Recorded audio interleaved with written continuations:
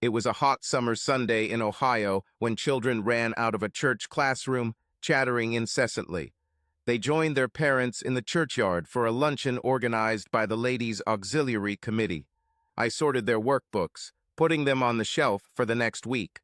At that moment, the pastor's wife entered the small room. Surprised, I stood with an armful of brochures and greeted her. "Good morning, Mrs. McDowell." The woman quickly looked around the room, approving that even with the children present, the classroom remained clean and tidy. With satisfaction in her voice, she replied, "Hello, dear Marjorie. When you finish sorting, please come to the pastor's office." I must have looked confused. I couldn't imagine that I had done anything wrong. "Yes, madam. Will I be there in 5 minutes?" Mrs. McDowell smiled and kindly suggested, "Don't worry, dear. It's good news, and your parents will be there." Relieved, I replied, "Oh, thank you." As I hurriedly finished arranging the children's notebooks in alphabetical order, although not perfectly, I thought more about what was happening than about the letters. When I arrived at the pastor's office, I found Mrs. Ray McDowell waiting for me. She led me into the pastor's office, interrupting a conversation between the Reverend Dr. Rodney McDowell and my parents, Albert and June Howard. The revered church elder came up to me and shook my hands firmly, patting them encouragingly.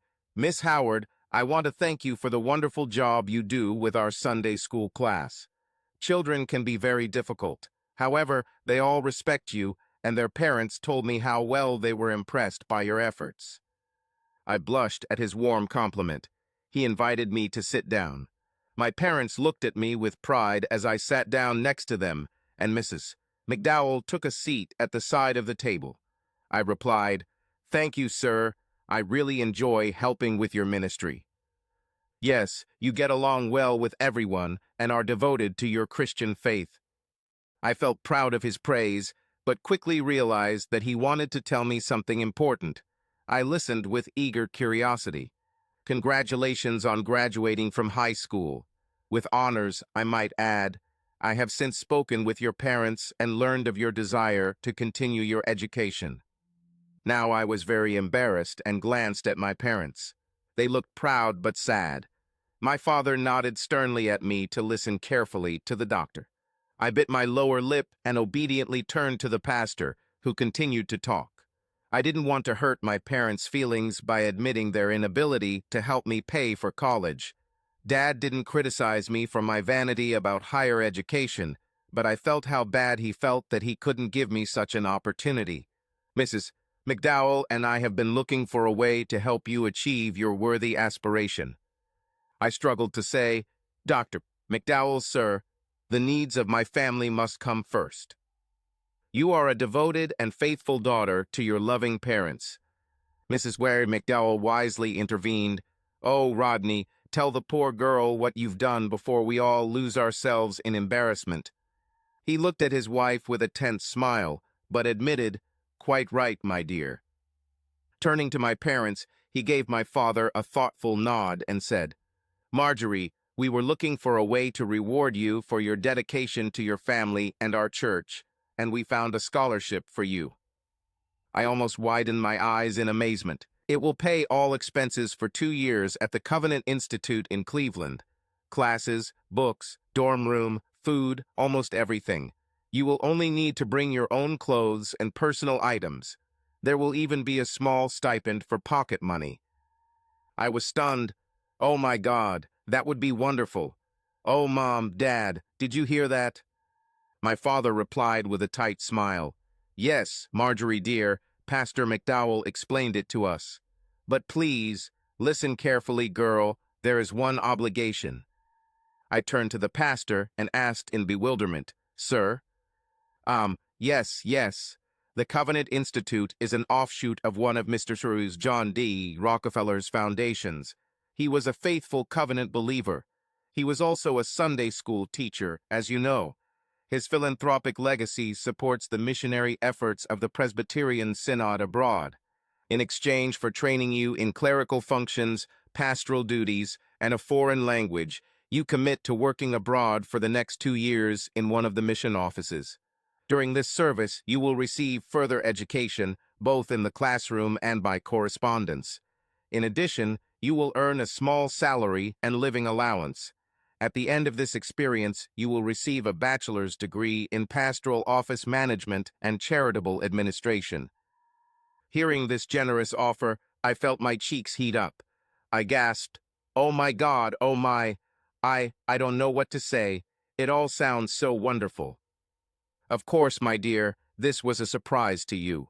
I apologize for telling you this so suddenly. Naturally, you need to discuss this with your parents before you accept such an important commitment that binds you for the next 4 years. I have always prided myself on my ability to remain calm in any situation. But this time my mind was in turmoil. The monk apologized and left me and my wife alone.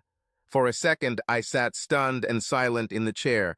Then my father cleared his throat, and my mother took a handkerchief from her purse. Impulsively, I threw myself into their arms as they tried to congratulate me. Sitting on my knees at their feet, I looked at the two people I loved more than anything in the world. Oh yes, and my 12-year-old sister Anne. With alarm in my voice, I exclaimed, "Mom, Dad, this is my dream, but I can't leave you. Who will take care of you, Mom, when you get sick? Dad, it would be selfish of me to leave you. You need my help to look after Mom and do household chores. Anne is too young to take on such responsibilities." The look of confusion on their faces broke my heart as my mother responded with a broken voice, "Oh, my dear, I'm begging you, please. This is your chance to build your life." Then she whispered, "I can take care of myself." My father turned away, ashamed to admit his shortcomings as a husband and father. After a brief internal struggle, a determined expression appeared on his face. "Marjorie, dear, please do not sacrifice this opportunity because of your devotion to us. We will manage. I wrote to your Aunt Ruth asking her to come live with us in exchange for help in caring for your mother." Mom looked at him, stunned. We all knew how much he disliked her little sister. He openly criticized Ruth for her free behavior when she tried to borrow money last fall. I saw that Mom was deeply touched that Dad found the strength to swallow his pride. Overcoming my dislike for my sister-wife to ask Ruth for such an onerous favor. I know that my mother feels guilty because she is often sick. If only Dr. Beckpour-Forrest could cure her. But the malignant tumor is spreading slowly and inexorably, and medications are of little help. Dad wiped his eyes with a quick movement of his sleeve. Gently placing his hand on his ailing wife's frail arm, he told me decisively, "You must accept this scholarship offer. This will be a chance to improve yourself and see the world. You will study for the better part of 2 years and then travel abroad for another 2 years. Ruth will take your room, and I'll ask Albert and Walter to help me close up the back porch and make a spare room for when you come home for visits." Miss Marjorie Howard studied diligently at the Institute for 2 years. She specialized in secretarial skills and accounting, and also studied the basics of Japanese and Korean. Upon graduation, she accepted an assignment to the Far East, spending the next 2 years working in the mission administrative offices in Yokohama, Japan, and Busan, South Korea. The mission administration offices were located in the Moto Building, located in the Naka district of Yokohama. The central post office, next to the train tracks to the river bridge, is located midway between the mission offices and the Kanagawa prefectural office. The temporary mayor's office is currently located in the building of the Central Election Commission. My experience in Japan was overwhelming. Everything was so different, compared to the comfort of Middle America and the Covenant campus that have been my only life experiences thus far. This huge, crowded, noisy, alien city was a stunning blow to my immature psyche. Everyone was so different. They look foreign, they sound foreign. They have strange customs and social rules that constantly confuse me.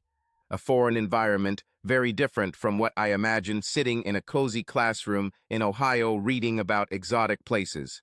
Whatever I expected 6 months ago has turned out to be a deeply disturbing reality. By tram, back and forth from my apartment or several times a week to the post office, or a couple of times delivering documents to the prefectural offices. It seemed to me that I was walking through a very strange dream, as if in a dream. Now I understand Alice's confusion in the rabbit hole and behind the mirror better. As a private joke, I began calling myself Alice during internal monologues, trying to make my way through the politely jostling crowds of little people wherever I went. Fortunately, the constant work in the administrative offices and our regular pastoral duties, plus twice weekly church services, as well as the mandatory long study sessions, provided me with a strong base of normalcy. Since I was also taught the basics of the Korean language, as part of my pastoral duties, I often worked with Rev. Jung H. Wanjong. He was the third generation of Korean Christians brought to Japan as forced laborers during World War II.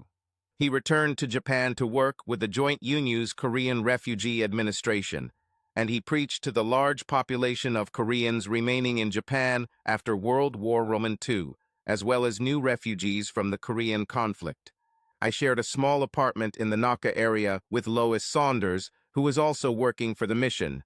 Catherine Lane, a secretary at the American Consulate, and Vicki Smith, a nurse at the U.S. Army Medical Transit Center, were our other roommates. I was tasked with delivering a package of official notices to City Hall, considering myself lucky that I was not the one who had to deliver copies to the district offices or the prefecture. The dock workers did not hesitate to insult American women who came across them. I was sorry that my still imperfect knowledge of Japanese meant that I could understand the gist of their nasty comments, but still could not give a sufficiently satisfactory answer. Of course, even if I were fluent in the language, it would hardly help me if I lost my temper and started talking back to the workers. They were a bunch of Japanese untouchables, mixed races, and former slave laborers with their own degenerate jargon. They are so used to living in abusive conditions that all they understand is a police baton hitting their thick skulls. It is my Christian duty to forgive their wrongdoings, but every day it takes me more and more effort to find even an ounce of compassion for these cruelly oppressed people. Of course, I shouldn't even think about responding to insults. This shows how insecure I have become in this mysterious land of pagans. I don't see our mission ever truly reaching the depths of the Japanese psyche. I know I shouldn't take it so personally, but still. I know there are Japanese Christians, but I just didn't feel as comfortable with them as I did when I worked with Koreans like Rev. Jian. Upon arrival at the temporary city hall at the central post office, I introduced myself at the information kiosk. I must have made a grammatical error when I asked the Planning Commission office. I was left ignored in a busy hallway for a good 10 minutes.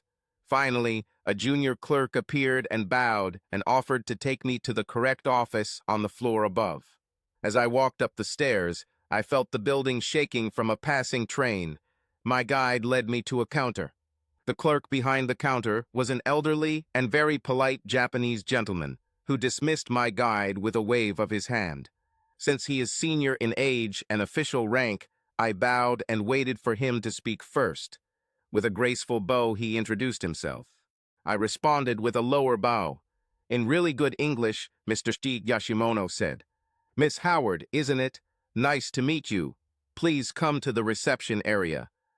Several times during our training, we were told that when you are dealing with foreigners in a formal setting, you must immediately recognize that you can speak their language.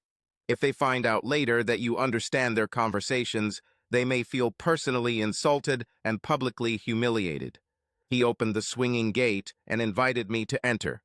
Behind the busy office was a secluded alcove with several easy chairs arranged around a small table. When I took one of the chairs, he stood next to me and with another bow asked if I would like some tea. In my mind, I wondered if his pleased face was truly sincere or if it was his "be polite to a foreigner who thinks he can speak with those terrible accents" face. He snapped his fingers and a boy appeared, took the tea order, and disappeared, quickly returning with a thermos of boiling water, then a tray with a ceramic teapot, matching cups, and a small jar of green tea. The third assistant secretary, while preparing tea, asked in English, "Miss Howard, if it is not too bold of me, can we continue our conversation in your language?" It has been several years since I had the opportunity to speak English. I confess that I have not practiced as much as I should have. Oh, of course, Mr. Yashimono, I answered. You speak English very fluently, and I notice a British accent. He bowed his head gracefully again and modestly replied, during the Pacific War, I was an electrical engineer stationed in Hong Kong and learned English to read and translate technical magazines. Here I did not live up to high Christian standards. His casual mention of his military service implied a host of unpleasant circumstances, the thought of which sent a chill down my spine. I chid myself for thinking about how British prisoners of war were forced to give language lessons. Focusing my attention on this polite gentleman, I tried to appear calm and change the subject. This smells delicious. Very aromatic leaf, he agreed. After a few minutes of enjoying some truly excellent tea and refilling, discussing current events, both expressing relief that the Korean armistice was continuing. Holding up the manila envelope containing the forms I had brought, I explained, "These are the official notification forms for your department to approve several possible building plans that the Synod is considering. It is my understanding that this is subject to the prior approval of your department." Standing up, I offered the package with both hands and a bow to the third assistant secretary, as required by Japanese custom. Standing up, he accepted with a bow, generous considering my gender and low official status. When we both sat down again, he was just sitting there, holding a large, heavy envelope. Doing me the honor of not opening the package, just sitting there with it in your hands. Listening to me state the intentions of the Synod. We want to start by looking at well-located sites that can be used for development. Plus, we intend to launch a design competition for architectural firms. At least one church building with annexes will be built. At least one high-rise and possibly 2 lower office buildings. And 1 or more residential apartment buildings. I thought his expression indicated that he was holding off on asking questions until I had finished my presentation, so I continued. With prior approval from the Planning Commission, we will be able to obtain final budget approval for design and studies, with operational use projections from Synod headquarters in New York to provide funding for the facilities either by purchase or long-term lease. After all this, we will return for final approval of our plans by the Commission, to invite tenders for contracts for topographic surveys, demolition of redundant structures, geological tests, civil engineering works, and communications. Mr. Yashimura allowed an expression of impression to flash across his face as he realized the level of investment that was being discussed would definitely benefit his city, nodding his head that he must have learned from his British mentors. With a friendly smile, he said, "And finally start construction." This made me laugh. Of course, covering your mouth with your hand. "Ah, Yashimura-san, your teachers are very smart." He looked puzzled for a moment. I didn't understand that saying this in Japanese, with the gesture of covering my mouth when I laugh, with your head and eyes down. Well, a few months later, to my shame, in the Japanese version of Life magazine, the article mentioned that this phrase is a common response of an accompanying geisha to a client's attempts at humor. Mr. Yamamuro must have known that I didn't understand what I said, so he was polite enough to simply accept it as another blunder by an ignorant Westerner. The third secretary immediately but carefully reviewed the forms I had brought. He noted several errors that needed to be corrected and parts where more information was needed. Generously, given his busy schedule, he went to get 2 forms that our design committee had missed and showed me how to fill them out correctly. Thanks to his punctual assistance, I was able to return the following week with the forms completed correctly. This assisted the Planning Commission in their task of verifying our credibility through the Japanese consulate in New York, and it only took 3 weeks before we were given preliminary approval. This was considered a record speed for obtaining any permits from the Yokohama bureaucracy. A couple of months later, I was describing my meeting with Mr. Yashimura to one of the more experienced pastor administrators. He laughed and explained that Yashimura may have the bureaucratic rank of third assistant secretary, but he has the soul of an efficient engineer. I suspect that all this happened because I agreed to drink a couple of cups of really excellent tea and laugh at the old gentleman's joke, respecting his age and rank. Marjorie was also taught the basics of the Korean language. During her pastoral duties, she often worked with Rev. Jung Hwan Young. He was the third generation of Korean Christians. His grandfather was converted to Christianity as a young man and raised his family as Christians, despite persecution by the authorities. Hwan Young's father was killed by the Japanese occupation forces for sheltering wounded Korean guerrillas. The surviving members of the Chan family barely escaped the brutal persecution. Several years later, Hwan Jong was forcibly conscripted into labor service by the Japanese authorities. In the second year of the Pacific War, he was sent to Japan as a slave building fortifications and eventually found himself on a repair crew to repair bomb damage. Now Reverend Jian, he used this opportunity to testify to his steadfast faith. He converted other slaves to Christianity and organized them into a guerrilla force. They were lucky to be sent outside the city to repair the damaged railways linking the anti-landing fortifications. Before they could starve to death, the war ended abruptly with Japan's surrender. Realizing that the guards were stunned by the sudden imperial order to lay down their arms and accept the terms of the Allies' unconditional surrender, Chon and his small detachment fled from the camp and hid in the ruins along the destroyed railway. A smart decision, since in many places the evil Japanese soldiers, police, and militias were killing any defenseless prisoners within reach. Jiang was able to locate and contact the U.S. Army Intelligence Unit, which was assessing the immediate feeding needs of the population, convincing the officer of his trustworthiness, providing American authorities with reliable information about Japanese military fortifications hidden in the countryside. His stalwart band, under the leadership of Reverend Chan, returned to Korea to find their surviving relatives and spread the work of the Presbyterian Church. When Joseph Stalin started the Korean War, the Communist Army penetrated deep into the Korean peninsula. The church in Korea found itself besieged by a new, ruthless enemy. The nightmare repeated itself when the Chinese communists invaded. Reverend Chan returned to Japan in an attempt to organize humanitarian efforts to help his stricken country. When the truce finally brought a grim peace to the ruined land, Reverend Chan constantly shuttled there and back as a respected local counselor and experienced organizer for Presbyterian missions. Marjorie was assigned to his office in the Yokohama mission and found him to be an astute administrator and charismatic preacher. Reverend Jiang relied on her to manage the office when he was away and was never disappointed in her competence and willingness to work hard.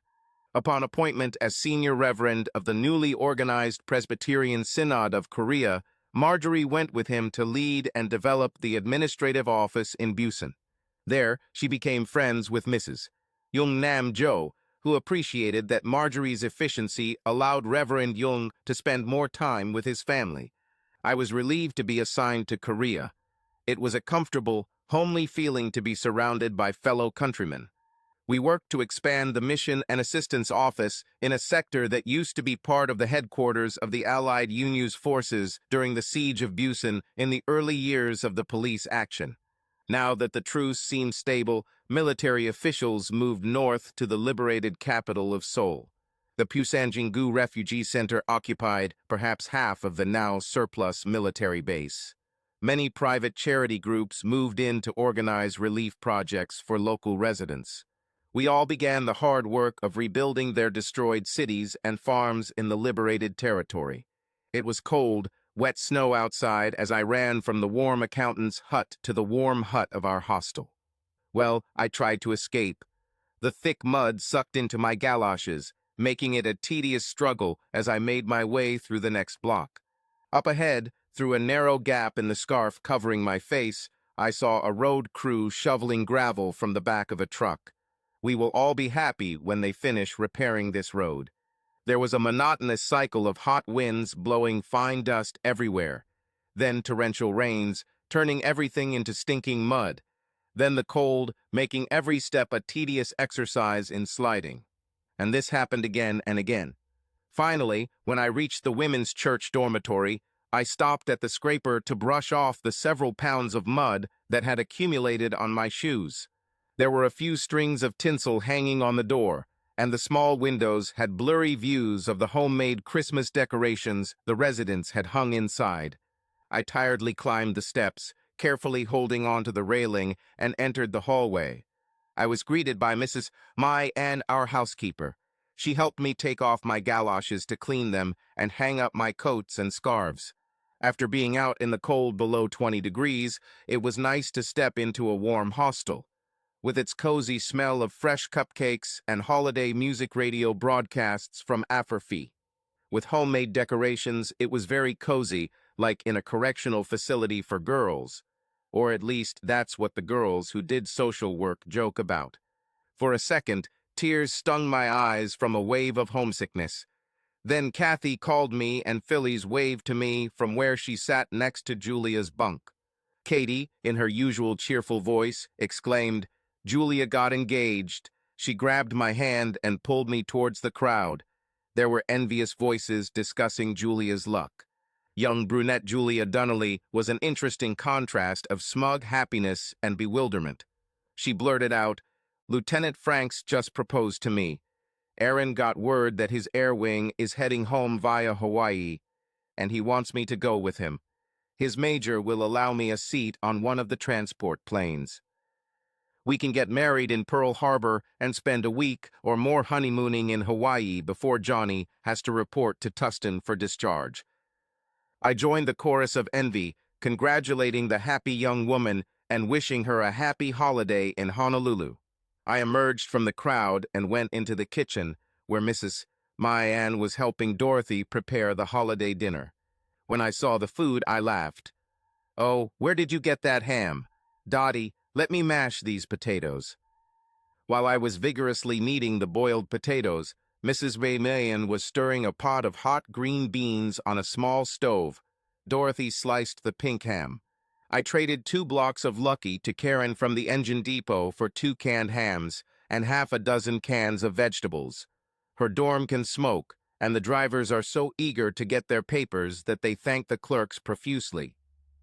I was slightly amused that I no longer felt any compunction about taking advantage of the opportunity to receive cigarettes, even though we are not smokers, or that the food was definitely stolen. These small acts of exchange make the harsh conditions and endless work just a little more bearable. I took out some of our precious white butter from the old refrigerator and a can of condensed milk to make a puree. Then the little Korean woman gently nudged my elbow and passed me the salt and pepper shaker. We smiled at each other, and I thanked her in Korean in my flat Midwestern accent, which the housekeeper was too polite to openly laugh at. She also appreciated my efforts to speak her native language, and that I tried to include her in some of our activities. I've always found that when we take advantage of short periods of good weather to get out of camp and visit local attractions, having a friendly native speaker with us results in better treatment from the locals.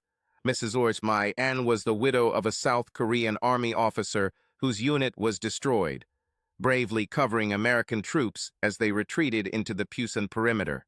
Mrs. Mayan worked hard to earn the favor of the women living here. She wanted to find a permanent job as a housekeeper for a wealthy foreign family after all these events were over. She needed guidance for this, and she taught her to understand English, even if she was too shy to speak it often, hoping that this would allow her to save enough money to retire comfortably. She didn't expect the South Korean government to follow through on its vague promises of a widow's pension. During my work with the Korean Presbyterian Synod, I met the attractive Reverend Malcolm Mead, and within a few months we gradually became engaged. Once Malcolm found a pastoral assignment in Ohio, we decided to get married in June after returning home to the U.S.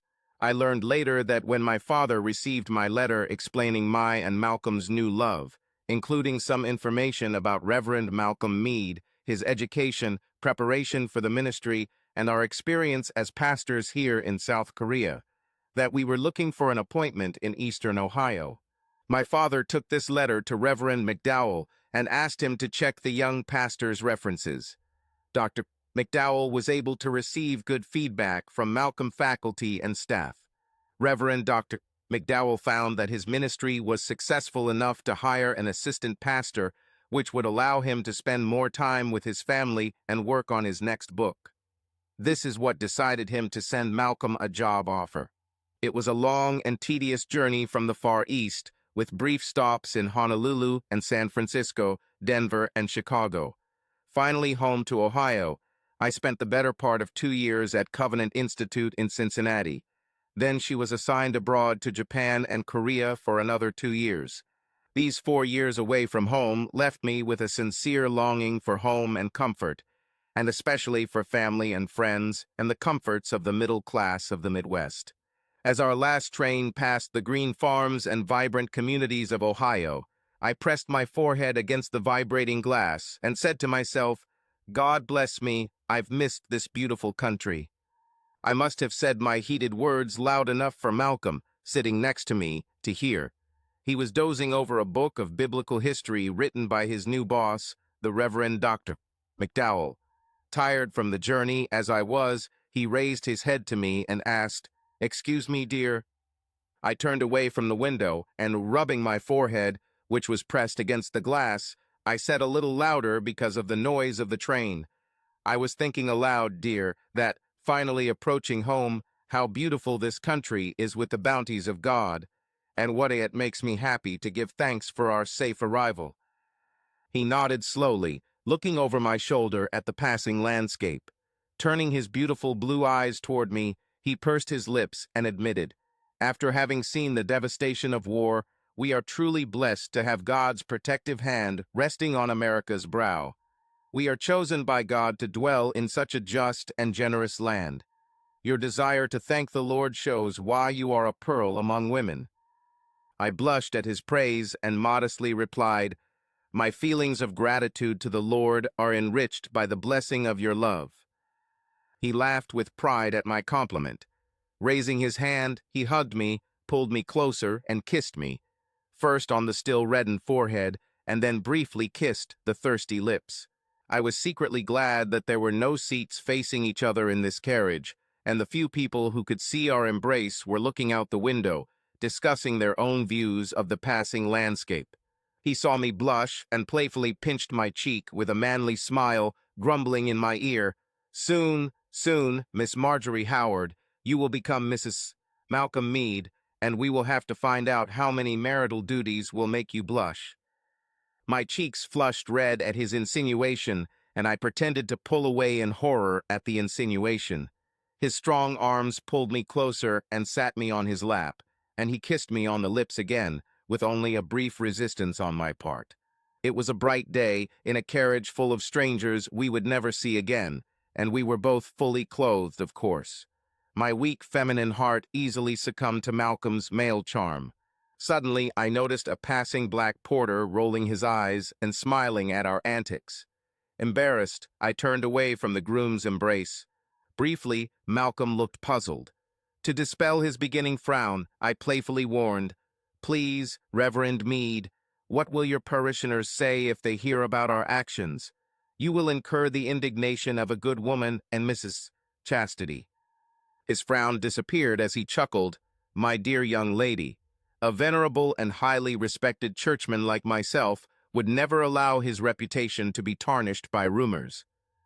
Then, with a sly smile, enjoying my expected reaction to his words, "I am above reproach and do not suffer from the common sins of ordinary people. By definition, everything I do with a sweet girl like you must be of good intention and therefore is beyond the criticism of petty morality." This alarmed me. In an indignant tone, I replied, "Stop it, Malcolm. You shouldn't joke about such topics. We will have to be an example to everyone in the community. Every sharp tongue will wag if we give the slightest reason for criticism." For a moment, I thought I saw anger on his face. Because I didn't play his game. Was he disappointed in my reasonable and decent manner? Why did a simple woman reproach him? Then it instantly disappeared under a slight smile, and he wisely smoothed out our mutual tension with kind words. "You are right, Marjorie. I was too persistent and thoughtless in my words. It must be my weariness from the weary journey home. To compensate him for tempting him to say such scandalous words, I leaned against him and put his hand on my shoulders. We quietly looked out the window together as Ohio turned around our train until we heard the porter call for lunch.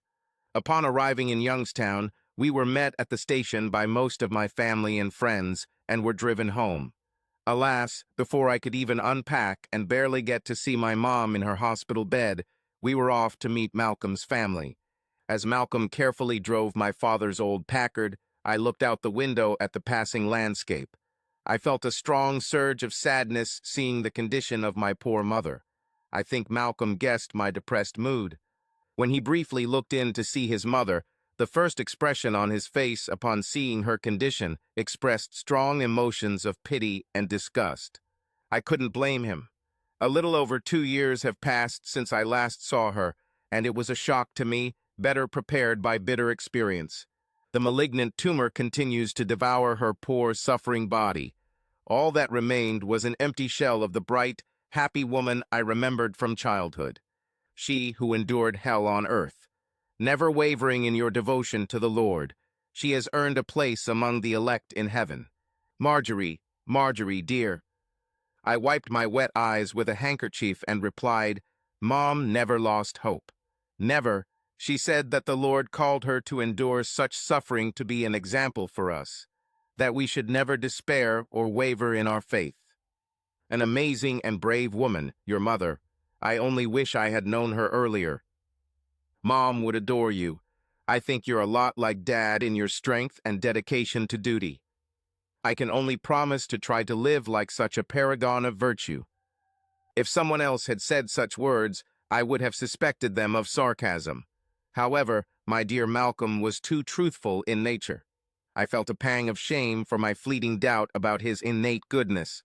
I realized that Lucifer took advantage of my feminine emotions to whisper sedition in my ear. Determined to earn the trust of this dear person, I strengthened my resolve. I deliberately steered the conversation toward more pleasant topics to improve our mood before my first meeting with Malcolm's parents. I know that I must show Christian love. I know I need to work more on humility. But my God, Malcolm's parents gave me a certain sense of unease with their indifference and lack of affection upon the return of their second son. They showed little cordiality towards Malcolm and could barely contain their hostility towards me as their future daughter-in-law. Everyone knew that his grandmother's engagement ring was the old lady's special bequest. It was to go to the first of their 3 sons to marry, and none of Malcolm's brothers were already engaged. It quickly became apparent that his parents did not want to give up the ring. I overheard Malcolm's loud argument with his parents behind closed doors before they agreed to give him away. Malcolm was clearly proud when he placed this beautiful ring on my finger as a symbol of our engagement. We returned to Youngstown a few days later, Malcolm trying to remain brave, but I could see that he was disappointed by his parents' reluctance to bless our union. I never found out whether their objections were against me or against Malcolm himself. To this day, I include them in my prayers so that the Lord will teach them mercy and grace. I know that I should not judge, but the Lord helps only those who are ready to help themselves. His younger brother Randolph ran away with a girl from his college a few months later. The older brother Clarence married a couple of years later, but I never heard of their union being a happy one. Last I heard, after the failure of his second marriage, Clarence adopted a cousin to raise him as heir to what was left of the family property. Whatever dark family history prevented the Meade legacy from continuing is lost in the fading memories of time. Pride comes before a fall. Upon returning to Youngstown, on our way to my home, we stopped at the First Presbyterian Church for marriage counseling and a final interview for the position of assistant pastor and his wife by the senior Rev. Dr. Rodney McDowell. I was surprised, and I think Malcolm was embarrassed, by how our refusal to engage in premarital relations impressed the senior cleric. You two will be wonderful additions to this community. You set a wonderful example in carrying out the many responsibilities required of this position. Leaning forward in his chair, the good Reverend slammed the table in anger at the threat of corruption threatening the youth of America. It takes strong leadership to make your congregation feel that they are in good hands. Too many young people today are careless in their dress and frivolous in their behavior. They sin without regard for the consequences and follow every new trend, thinking it is modern progress. I listened with concern to this picture of public depravity, and Malcolm wisely nodded his head in agreement with the Reverend's assessment. They do not understand that these modern temptations are just another golden calf of idolatry. My concern increases as I observe the rapid course of American society today. I prayed silently, maintaining the proper modest silence for a woman of faith. As the good doctor leaned back in his wooden swivel chair and took a sip of water from a glass on the table, my fiancé leaned forward, holding out one hand and tapping the finger of his other hand in time with his words. Malcolm preached, "Dr. McDowell, as you wisely stated in your History of Godly Nations, the greatest danger to God's elect is the seductive wiles of this world. You conclude, it is not foreign enemies who threaten our people, but the internal temptation of the elect by their own gross weaknesses and slothful observance of God's commandments." The good doctor was clearly touched that Malcolm was thoughtful enough to read his work. This will make it easier to prepare his new protege for the hard work of pastoring the Lord's flock. I, on the other hand, will be working with Mrs. McDowell, who I already worked with before going to Covenant Institute, and who is as thoughtful a mentor as I could ask for. Not having an older woman to turn to for advice was difficult for me. My mother's chronic illness left her incapacitated and unable to teach me what every young woman should know. I was lucky to make friends with several women in college and abroad. However, they were all my age and almost as limited in life experience as I was. Mrs. McDowell quickly realized my immaturity and took me under her wing to teach me what I needed to know for my marriage and pastoral responsibilities in the home. The good Reverend insisted that our marriage notices be posted immediately so that our wedding could take place in June. Between my joyful family and the restrained enthusiasm of the Meade relatives, we got married. As I wrote letters of thanks for the modest gifts my family and friends had given us, it became apparent that the much wealthier Meades were very stingy in their choice of gifts. At the reception after the ceremony, Malcolm's mother called me aside and, in a haughty tone of innate superiority, made it clear that the engagement ring was the main manifestation of his parents' charity. Her words, not mine. Besides, it was supposed to be considered Malcolm's legacy. I humbly turned the other cheek and thanked her for their generosity as sincerely as my grieving heart could allow. I wish I had told my new husband about his mother's harsh words. I didn't want to spoil his joyful mood. Plus, I think he knew his family better than I did and always discounted their paternal roles. In responding to the gift givers, I kindly included a letter to Mr. and Mrs. Meade, thanking their family for their humble efforts as eloquently as I could bear. I later heard from another daughter-in-law that the Meades privately accused me of insulting with faint praise. No one but the Meades could maintain such feigned holiness.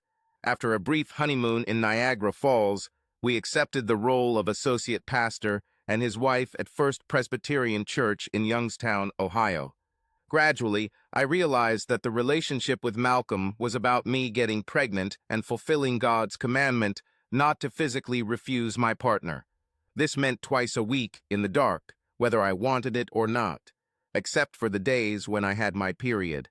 I accepted this as my fate, finding satisfaction in being able to share these moments of intimacy with my husband. Then I didn't even know that I should get any pleasure from sex. It saddens me to think that Malcolm never received love from his family and did not know how to give love to me, his wife. While Malcolm sought recognition in hopes of gaining his own ministry, I had to take on more and more responsibilities in the church. At first, it was managing a children's room, then teaching Sunday school for older girls. Then I became a moderator of a Bible study group for single women to prepare them for God-centered marriages. I had my own small income because I was hired by the church. My salary had to cover the costs of running the household. Of course, Malcolm had his own salary.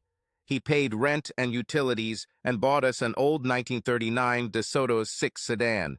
He kept promising to teach me how to drive, but he never did. Other than that, I had no idea what he did with his income. According to my husband, it was none of my business. This is what my happy married life looked like. Looking back, she wasn't that happy. At one point, I felt satisfied, but as the months passed, I lost that feeling too. I think complacency is a better word. Please don't misunderstand me. My husband has never been overtly cruel. He never hit me or shouted offensive things. On my best days, I was met with only indifference as he led his flock in God's way. To all outside observers, I was the ideal pastor's wife. I had so repressed the happy girl I once was that I no longer believed in Margie Howard's existence. I resolutely ignored the sad fact that I had always been more comfortable in the company of other people than with my own husband, that I never had the opportunity to enjoy love with Malcolm, that I had to hide that I had my own opinions. After 2 months, my period had not arrived, and I began to suffer from morning sickness. I have never felt comfortable with women's need to see and be seen by gynecologists. I'm not sure, I've always been modest. I suspect it had something to do with my despair at the doctor's inability to stop the relentless progression of the cancer that had struck my mother and slowly and painfully killed her. It was my duty to our unborn child to visit Dr. Kerr Prentice regularly, but I don't pretend that I was ever happy about having to submit to these indignities. I think the careless attitude of the nurses was also painful for me. I simply could not accept their obvious disrespect for a lady of my position and status in society. I just realized that my sin of pride was secretly encouraged by my husband. His vanity and, I suspect, envy of more successful men led Malcolm to demand public recognition of his merits as the second leader of our religious community. Therefore, his wife, that is, I as Mrs. Kidd Revenant, had to reflect his level of status. However, I happily accepted my pregnancy, even though it increased my responsibilities, maintaining our comfortable home and assisting with Malcolm's pastoral duties. My beloved Malcolm was so happy and proud. He was in seventh heaven in anticipation of becoming a new father. Although his salary was small, the family allowance would increase. Suddenly, at the beginning of the 3rd month of pregnancy, I woke up one morning with painful cramps. This miscarriage was a devastating blow to both of us. Although older and more experienced women tried to console me by saying that this is not uncommon for women of childbearing age. Reverend McDowell believed that he had succeeded in calming Malcolm and that his young protege could come to terms with our loss. Unfortunately, my husband skillfully hid his true nature behind a mask of public piety. It took several weeks for our lives to return to some semblance of normalcy. The doctor told us that there is no specific reason for the miscarriage. After a few months, not without trepidation and prayer, and with a certain amount of intimate awkwardness, we decided to try again. This second pregnancy, confirmed in April 1957, was greeted with cautious optimism. As I passed the first trimester, hope blossomed in all of us that this time I could give Malcolm a son. I went to the market on a cool, cloudy September day in Ohio midweek. Malcolm had a car because he had to visit patients at the county mental hospital. I felt uncomfortably bloated and cooped up in our small apartment and gladly took the excuse to get out of the house and stretch my legs. My preference was to prepare a few meals in advance for our busy weekends and then store them in the refrigerator so I could reheat them when needed. I refused to buy those terrible pre-packaged meals. I suspected they were unsafe. How can you know what some factory worker put in these things? Plus, we don't have a TV to eat these foil-wrapped dishes in front of. It was more important to us to save any extra money to buy Malcolm a new car. When I was in the vegetable section of the market, sorting through a basket of potatoes to select intact and dry tubers without mold, I heard Mrs. Fred Larson and Mrs. McNeil gossiping loudly on the other side of the canned food aisle. They discussed rumors that several members of the wealthy Reynolds family had been arrested during a police raid on an illegal gambling establishment. They were then quietly released without charge. My God, these two women could spend a week discussing the shortcomings of everyone else. I started to feel tired and my legs were swollen, and I just wasn't in the mood to put up with these two churchgoers pulling at me, with their endless, intrusive questions, vile hints, tearing apart the reputations of their fellow parishioners, and bony fingers poking at my body. I suddenly decided to give up further shopping for today. Having carefully determined the direction in which the noisy women were moving, I managed to get around them without being intercepted. I was lucky that I paid quickly and left. This meant that I would have to return tomorrow for meat and fruit, but at least I avoided their intrusive tongues. On the way home, I wondered why I felt so irritable and out of sorts. The baby had just started showing, and I thought I had adjusted well to the daily inconveniences. I crossed the road at 15th Street and North Avenue because there was little traffic. Suddenly, when I reached the other side of the street and climbed onto the sidewalk, I felt a shocking pain in my lower abdomen. I grabbed the lamppost with my left hand. My right hand let go of the grocery bag and grabbed my stomach. Stopping, I leaned on a lamppost as waves of pain, nausea, and an unpleasant desire to urinate washed over me. I vaguely heard the sounds of cars stopping and people asking if I was okay. Then a siren sounded as a police car approached the traffic jam. A minute later, I vaguely remember hearing the urgent voice of an officer calling for an ambulance over the radio. A large woman rushed towards me with a blanket, I think from the house on the corner, and wrapped me in it. I felt suddenly grateful that she had covered up my humiliation. This shows how confused I was, more worried about my public image than the medical emergency. I still refused to understand that I was going to lose another child. That woman guessed what was happening to me. She hugged me tightly and said in a hoarse voice, "Hold on, darling, I'm holding you. The policeman called an ambulance. They will quickly take you to the hospital." I vaguely remember thinking that Malcolm would be unhappy that I made such a public scene. I vaguely heard a policeman saying something to me and the hum of people around. Luckily, I must have lost consciousness before the ambulance arrived. Another miscarriage, this time in the 6th month, at the beginning of the 3rd trimester. It was not a simple and safe event like the first miscarriage. I lost a significant amount of blood and was hospitalized for over a week after losing my second child. I was sedated for several days. They say I was quite insane. My sister Anne was always by my side. My father was rushing between me in the hospital and my mother at home, who was being cared for by Aunt Ruth. Several more days passed before anyone other than the family and pastor and Mrs. McDowell could visit me. Between the tranquilizers and the concern of others, I did not notice that Malcolm was formally visiting me. When he was with me, he showed only a mechanical feign of affection and care. Reverend McDowell astutely noticed the confusion in his junior cleric and, as I later learned, confronted my husband harshly about his failure to show devotional love to me, his wife. Malcolm barely acknowledged the advice of the good Reverend, showing only a feigned sullen remorse. I could barely cope with my own grief and self-recrimination, only thanks to the double consolation of tranquilizers and the belief that the mercy of Christ would ultimately overcome my innate feminine weakness. Finally, I was discharged home to our small apartment on the 1st floor. Someone removed the crib and other baby things that were given to us. This small second bedroom was Malcolm's home office for preparing sermons and lessons.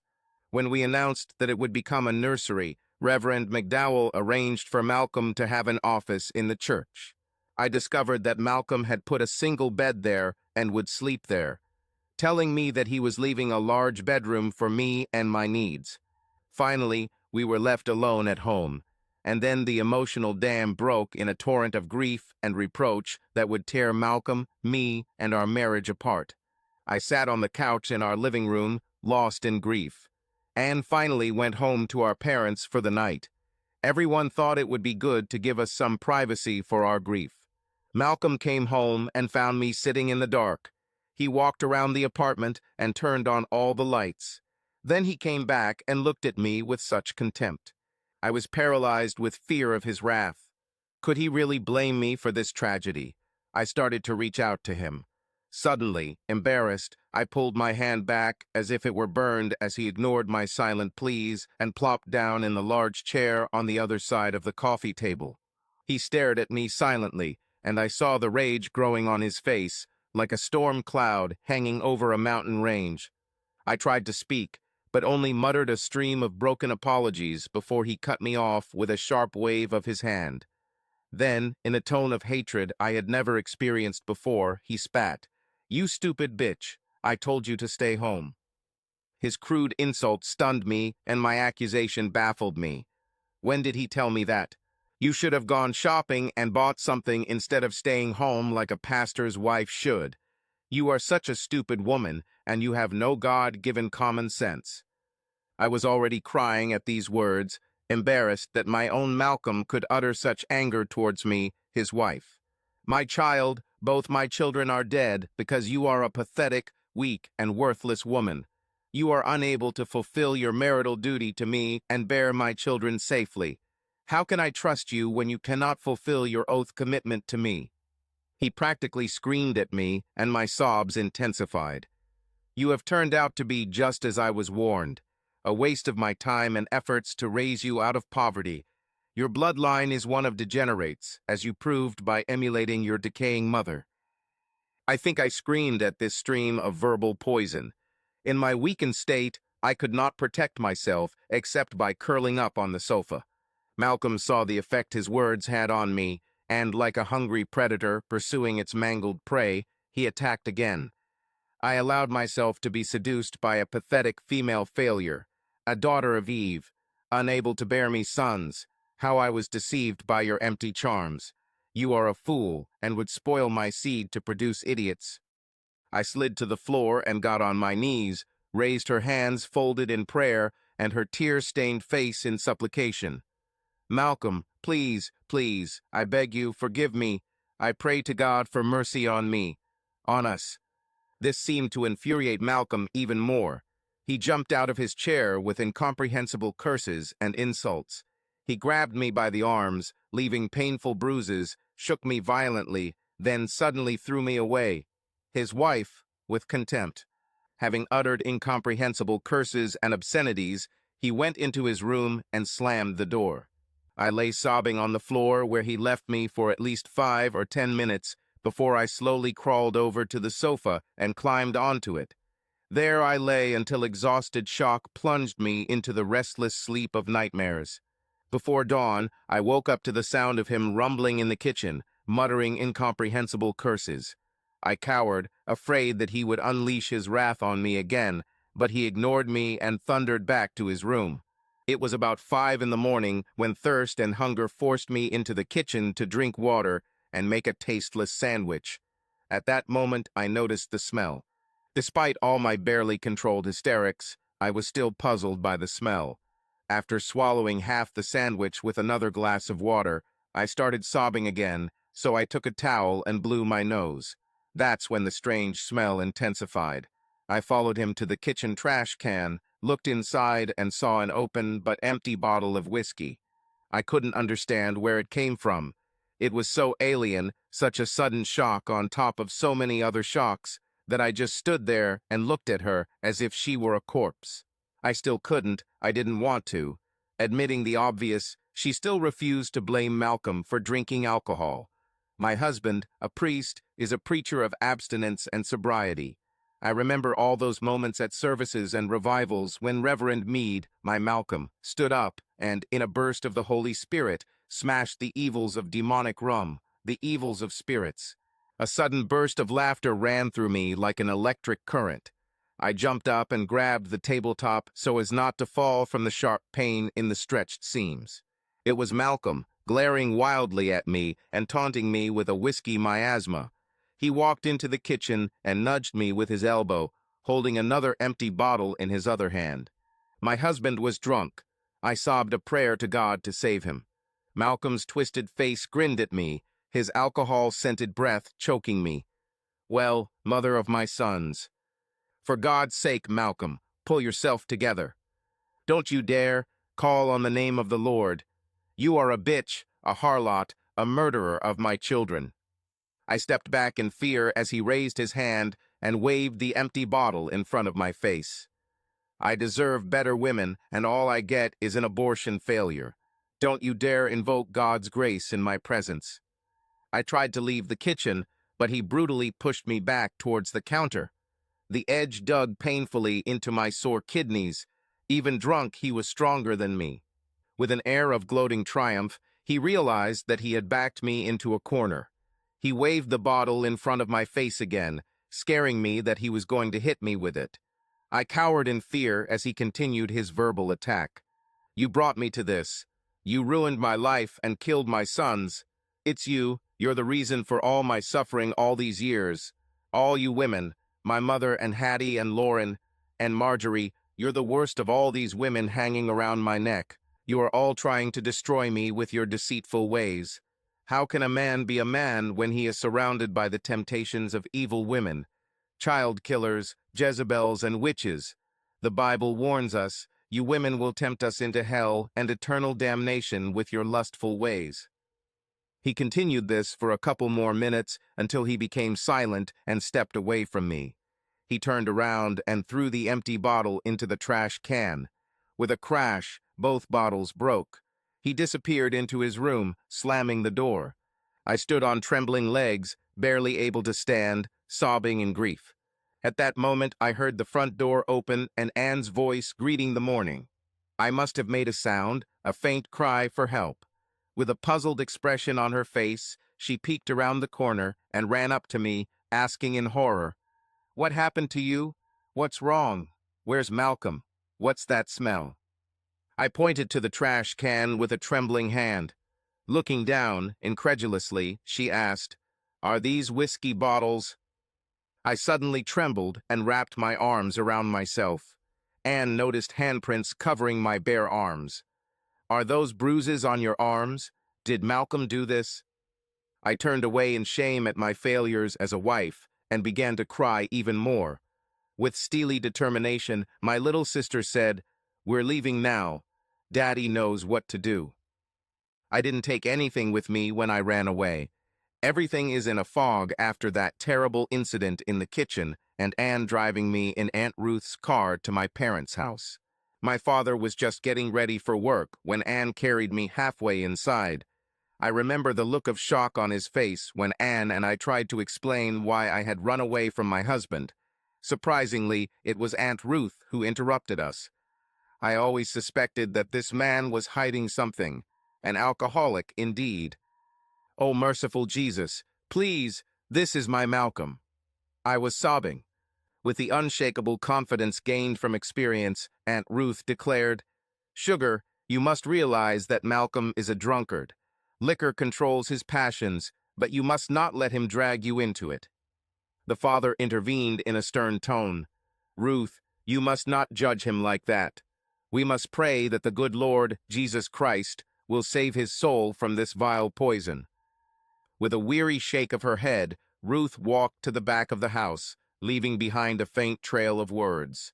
"Prayer will help you, Marjorie. Until Malcolm makes himself right with the Lord, he will never escape the clutches of the devil, unless he ever decides to do so." We all sank into silent despair until we sank to our knees. We spent the next few minutes in fervent prayer.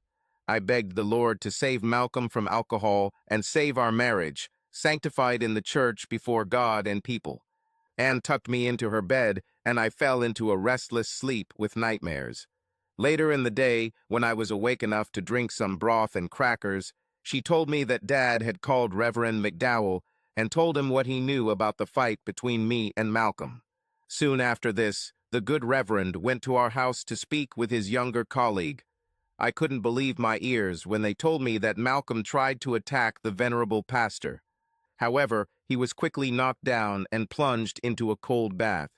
Reverend McDowell was an old-fashioned church militant preacher, seasoned in fighting bandits and gunslingers hired to protect saloons and bootleggers. When it seemed that Malcolm had repented and was at least half sober, the pastor went to make him some soup. This reckless Malcolm took the opportunity to slip away and drive away in his car. When Reverend McDowell came to see us that evening, he was very sorry that he had allowed Malcolm to escape so easily. He called several officials, asking them to have the police keep an eye on him and bring him home if they caught him drunk driving. 2 days later, I sat at my parents' kitchen table, listlessly stirring a bowl of soggy cornflakes. I thought that was all my stomach could handle, but after a few bites, I lost all interest in eating. Instead, I just sat and silently reminisced, trying to remember the good times with my Malcolm, interspersed with flashes of memories of Minnie ate a miscarriage. I wanted to pray for strength, but I felt unworthy and abandoned. Vaguely, I heard a car drive up, then a second car, slamming car doors, the steps of men approaching the house onto the porch.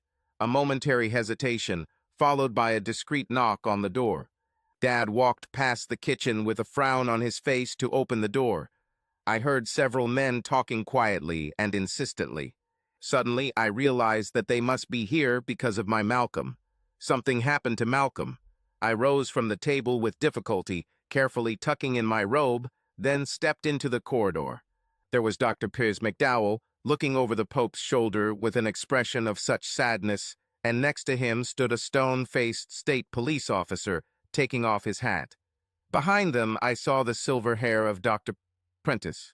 Then Dad realized that I was standing behind him. He turned to me with a pained expression and rushed towards me.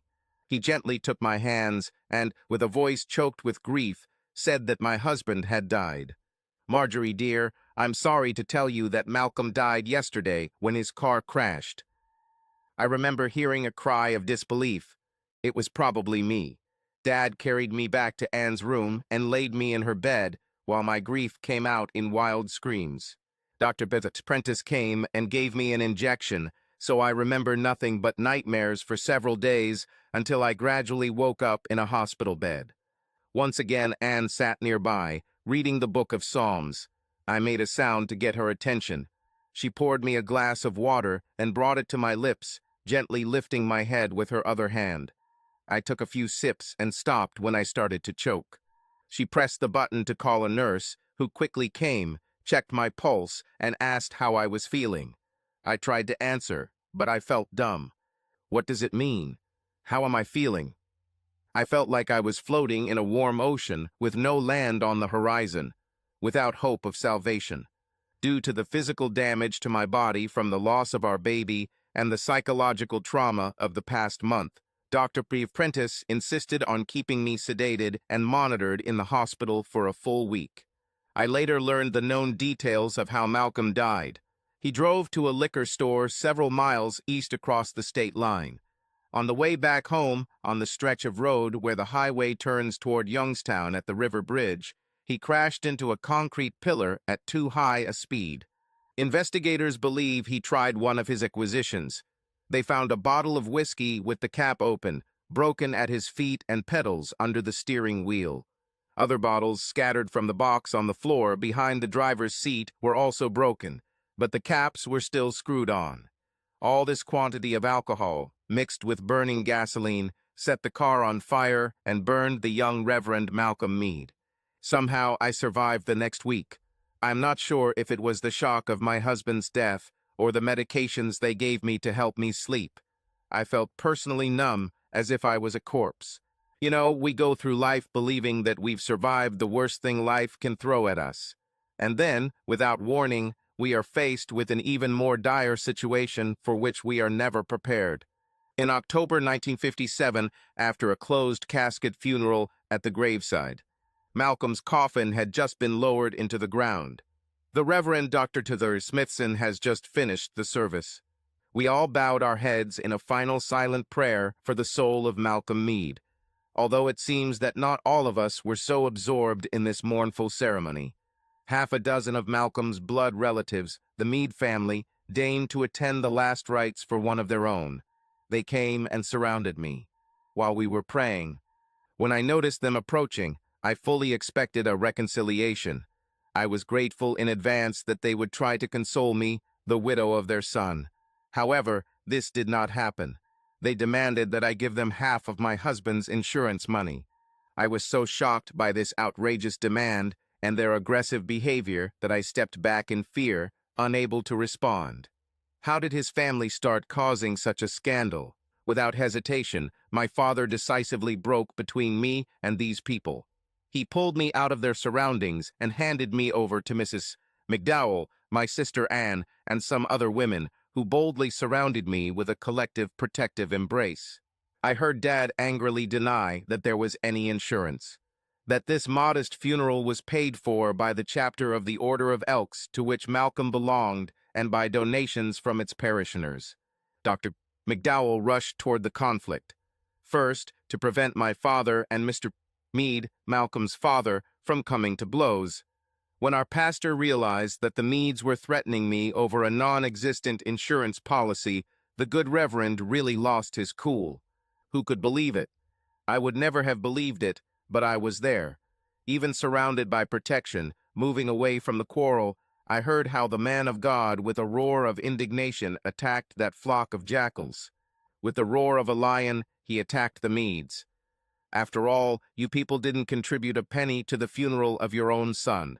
You have no right to demand anything. Now have the decency to quietly leave before I personally throw you out. The crowd could be heard muttering curses at the Meads. The threats were serious enough to convince this family of misers to turn and run. Everyone agreed that their behavior was rude and vulgar. No one could believe that they would treat me, a grieving widow, so insultingly. The Meads' shame and fear made them forget about the other demand they wanted to make: that I return the family ring that Malcolm received in his grandmother's will. I thought, because of all the fuss they initially made about it leaving their hands, that it must be valuable, but I never even thought to value it. A few weeks later, I received a letter from the Meade family's lawyer demanding that I return the ring to them. They threatened to sue me for a refund. I thought my dad would burst when he took the demanding letter from my shaking hands and read it. These people are incredible. Marjorie, darling, you don't have to worry about such things. If any more letters arrive from anyone you don't know, please show them to me first. I nodded, stunned, then whispered in fear, "Oh, Dad, what should we do? We can't afford a lawyer." I suddenly started tugging at the offending ring with my other hand, trying to remove it from my finger with a burst of arrogant pain. "Take it away, send it back to them before they cause us any more grief." He held out his hand to hold me and said softly, "Dear girl, their threats to sue us do not bother me. I will go to Dr. McDowell, and he will give us good advice about the correct answer. In the meantime, you need to continue to rest and take this time to consider whether you truly want to reclaim this symbol of your sacred bond with Malcolm, and pray for divine guidance to ensure you are making the right decision." Aunt Ruth stood to the side, listening, then hurried over and sat me down at our dining room table while she went to get a glass of iced tea. She looked over her shoulder and exclaimed angrily, "Albert, you should punch them in their blue-blooded noses, a bunch of lousy, holy-mouthed hypocrites." The next evening, Dad told us that he had taken a threatening letter to our pastor. He, in turn, turned to a lawyer who specialized in family law and was ready to help us for free. Judge Larson is a prominent attorney who has been elected lower court judge several times. He told us that I was not obligated to return the ring to Midham. It clearly belonged to me by law, custom, and church rules. Judge Larson wrote a scathing letter condemning the Meade family for their egregious attempt at extortion. The two legal offices exchanged very cold emails stating our conflicting claims. Finally, after much soul-searching and prayer, I decided I didn't want to keep the ring. Such selfishness of mine would poison any future attempt at reconciliation with the Meade family. Malcolm was my beloved husband before the devil's poison destroyed him, but he was also their son and brother. I could not, in good conscience, leave such a bitter breakup over this worldly subject. Yes, my heart sank when I gave away this monument to our love, but it was not my family's heirloom. My simple gold wedding ring is what I truly value as a symbol of the marriage union between Malcolm and me. Years later, when I started thinking about a new marriage, it was time to move forward and finally close the door on the past. I gave the gold ring to a charity that helps poor young couples with wedding dresses and items such as wedding rings if needed. When my father told Judge Larson that I had decided to return the family ring, our lawyer took on another case. His office requested a copy of Malcolm's grandmother's will and will.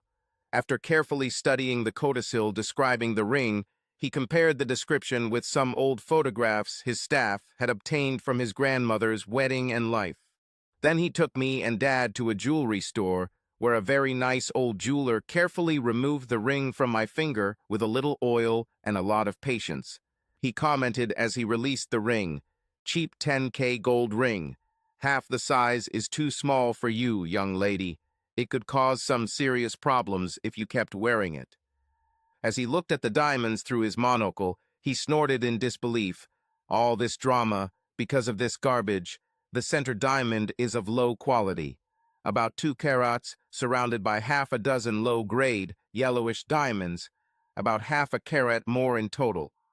He shook his balding, gray head in disgust and held the ring in his palm for a moment, pondering its market value.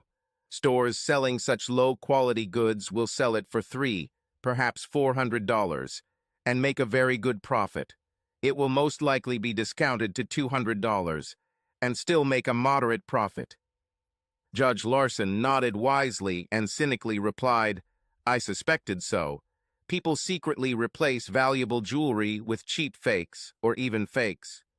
The old jeweler chimed in, "Shameful. I see this too often, Your Honor. Young lady, I'm sorry, but this world abuses the trust of honest people. I would suggest that they pawned the original ring and bought this as a cheap replacement." When the jeweler handed the ring to my dad asked in shock, "Are you saying that Malcolm's parents deceived their own son?" The judge gently placed his hand on Dad's arm and replied, "Perhaps. However, there is another, more likely explanation." A respected lawyer explained his suspicions. "During the investigation of my grandmother's will, we were able to find several old photographs of the Meade family. Records indicate that her fiancé purchased the original ring in 1908 in Boston and paid $1,800 for it, a very high price for those times. Several old photographs dating back to 1909 were taken for her upcoming wedding. They show the beautiful, young Miss Frederica Holtman, that is, the future Mrs. Frederica Meade. They clearly show her left hand with the original ring, which does not match this ring or the description of this ring in the codicil." We looked stunned at this revelation. He continued, "Then 2 newer photographs dated 1922 and 1926, probably taken at formal events or celebrations, show that she is no longer wearing the original ring. It seems that towards the end of the First World War, the Meade family was heavily speculating in agricultural commodities and apparently suffered greatly from the collapse of the commodities market after the armistice. They probably quietly sold the original ring at that time to survive. The first mention of an actual ring dates back to 1932, when Malcolm's grandmother received several pieces of jewelry from a cousin's estate. One of the rings matches the description of the one you are holding, Mr. Howard." The elderly lawyer paused for a moment to collect his thoughts. It is possible that the old lady was confused and began to believe that the ring was her original engagement ring, or there was some confusion in the stories among family members. Unfortunately, we were unable to find clear photographs of her wearing any rings before her death. She was rheumatic by this time, most likely keeping everything of value under lock and key. Her will was a tangle of additions and deletions of codicils over several years. I suspect her family had some influence on the probate court to get it accepted without proper investigation. Luckily, with these records, we can prove, Mrs. Marjorie, that the ring." I quietly interjected, "I remain Mrs. Malcolm Meade." The judge bowed slightly as a sign apology and continued, "Mrs. Meade, we can prove that the ring you return is the same one that the Meade family gave you. That's why I felt it was important to establish a chain of evidence. To protect you from their anger if they realize how bad the ring is and try to accuse you of fraud. I had to deal with such dirty arguments and feuds." Dad was originally going to return the ring himself and take one last opportunity to tell these people what he thought of them, but Judge Larson talked him out of it, to my relief, and I think Dad too, since it would go against his strong sense of Christian charity and forgiveness. His Honor skillfully insisted that at least 2 of the Meade family be present, and sign a receipt for the ring described in the grandmother's codicil. This is exactly how he formulated the condition. The judge's office arranged the return and carefully obtained a certified and notarized affidavit of receipt signed by both of Malcolm's parents and his brother Clarence. Dad laughed as he described to us the scene in the judge's office. The Meads were so arrogant that even when confronted by the judge, although he was only our lawyer, they never questioned the value of the ring I sent back. I did my Christian duty and sent them Christmas cards for several years, but they never responded to even a penny card from the store. I still regret that they apparently didn't care about Malcolm enough to accept my outstretched hand. My mother, Mrs. June Howard, passed away lovingly surrounded by her family and friends. The merciful Lord finally allowed her to lay down the burden of suffering that she had steadily carried for many years. In his divine wisdom, he accepted this wonderful woman, loving wife, loving mother, into his divine embrace. Years later, while on vacation in Miami with my second husband, Frederick, I met my former sister-in-law, Paula, at the Fairview Hotel, and we spent the day reminiscing about the past. She is now Mrs. Paula Meyerstein, and her current husband is a famous Jewish surgeon. She had the misfortune of living with the Meads for a time during her short marriage to her youngest son, Randolph. She was alluding to the insults the Meads had made in her presence about me, and that she knew they were spreading the same vile insults about her behind her back. Randolph and I met at a party hosted jointly by his fraternity and my sorority. We had been dating for a few semesters when we heard about your marriage to Malcolm. I think that's what prompted Randolph to ask me to marry him. Randolph was only hinting at what arrogant old men his parents were, and he said almost nothing about Clarence. Not that my family were the best role models. I had nowhere to return to because my parents were getting divorced again. They were married to each other and divorced for reasons that didn't interest me. Then they temporarily married other people, divorced them, and got back together. I think the second time their marriage didn't even last a year, she said dryly. The waitress brought out fresh drinks, so we both took a sip and briefly discussed the movie A Man for All Seasons, which we had both recently seen. We agreed that after all these centuries, questions of conscience remain as relevant as they were many centuries ago. Perhaps it was the theme of the film that prompted Sylvia to make a confession. Honestly, the only reason I went to college in the first place was to find a guy with the promise of being successful. Randolph held out because he just didn't want to go home. We had little money and nowhere to go that summer break. On our way to spend 3 months fleecing his parents, Randolph and I actually ran away. We stopped at a justice of the peace in a small town for a 5-minute wedding. That's when we learned that now that we were a married couple, neither of our parents wanted to finance our return to college. A few weeks in the mansion, enduring all the nasty remarks and insults, decided 2 things for us. We both agreed that neither of us was really ready for the intellectual effort to get a degree, and that we would take all the little money we could. We will steal, beg, or borrow from our parents and run away from the Mead house to look for our future elsewhere. It was not long after that when, having no parental discipline for the first time in our lives, we realized that neither of us were committed to our marriage, and we both believed we had a better chance separately. I quickly got us a friendly divorce in Reno. After that, I went through several clerical and secretarial jobs before landing a position at Mercy General, where I met Daniel. He had just started working and was already earning a reputation as an excellent surgeon. Daniel wanted a woman who would be willing to run the household and bear his children. I wanted to stop struggling with the endless harassment from my bosses and start a family. And since then, it's been magic. Randolph left and enlisted in the Army. Must have learned some skills. When he returned, a friend found him a job where he met his current wife.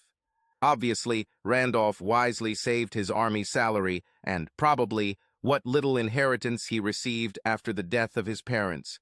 His new wife was able to motivate him better than I could, and she convinced him to buy the business that her elderly relative wanted to retire. Good for both of them. I interrupted. Sounds like you both deserve your happiness in life. God's blessings come to those who make an effort and give to others in their lives. Sylvia thought for a minute, biting an olive. Then she nodded slowly in agreement. As are you, darling. I blushed, realizing that my words could be misunderstood as self-praise. However, the other woman astutely understood my reaction and emphatically said, "Stop it, Marjorie. There's no need to be so, self-deprecating.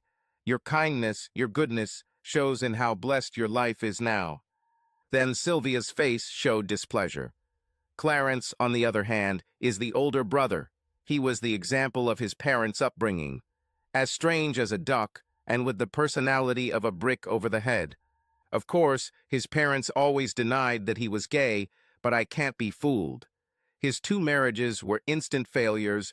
Both times the women got annulments on the grounds that he couldn't get aroused for them. I surprised myself by feeling only mild discomfort from her explicit language. Sylvia hesitated for a moment, apparently debating whether to continue. Shrugging, she opted for an honest admission of the scandal. I would guess that after that, Clarence adopted a teenager, one of their cousins, I think. The poor guy was in high school when the rest of his family died in a car accident. Instead of sending him to college, Clarence kept him to train him to become the heir to the pretentious Meade estates. If the young man had not been homosexual, the abuse of Clarence would have turned him into a homosexual. When he was big enough to run away, the boy ran away for a couple of years. When he returned, he found his parents dead and Clarence managing what was left of the family estate. She paused to try to remember. Kevin, I think his name was Kevin. According to Meade's old housekeeper, Kevin, blackmailed his adoptive father for a significant amount of money. Then there was some kind of confrontation and Kevin almost killed the old one in the fight before he took off again and just disappeared. I blurted out in horror, "God have mercy on these lost souls." Paula chuckled. "I sincerely doubt that anyone in this group will appreciate your sympathy, dear." She took a sip of her cocktail. I took a sip of iced mint tea. Then she continued, "Your Malcolm was the smartest of the 3 brothers and probably of the whole family. I think that's why none of the others liked him. Very much, since he seemed to enjoy making them look stupid. The last time I heard from Randolph, he was the owner-manager of a bowling alley in Springfield, Illinois. He and his wife already had 4 children, and she was pregnant again. I know that a big, loving family will make this guy a very happy man. At least one of this terrible company turned out to be a decent person. I'm just glad I got my tubes tied after the second one. Joshua and Rebecca are very dear to me, but I wouldn't want anything more." An expression of remorse flashes across her face. Apparently, she was afraid she had offended me by mentioning children. I reassured her that I had come to terms with my inability to safely bear children years ago, as God had decided. Since a 3rd pregnancy would probably kill me, I had an early hysterectomy. Fortunately, Frederick had already become the father of several children before me, 3 with a late wife and 1 out of wedlock from reckless youth. I'm helping his 2 daughters and second son through adolescence, and we've developed a surprisingly close bond. As for his first son, I managed to negotiate a reconciliation between him and Frederick. At least we have warm communication with Alex and his family. Helps his mother and stepfather pay for Alex's college expenses. In addition, I do all my charitable work for the church and through my very good friends, Reverend Jeong and his wife Nam Jo, helping the orphans of Korea. Sylvia and I talked a little more about our lives since the Meades. Then, after exchanging addresses and vague promises to get together someday, we parted with a hug and a kiss on the cheek. That was the last time I spoke to anyone about the Meade family. Subscribe to our channel so that your love doesn't cheat on you, and go ahead and listen to the next story, because this story is nothing compared to the next one. If you're under 18, don't even think click to the next one.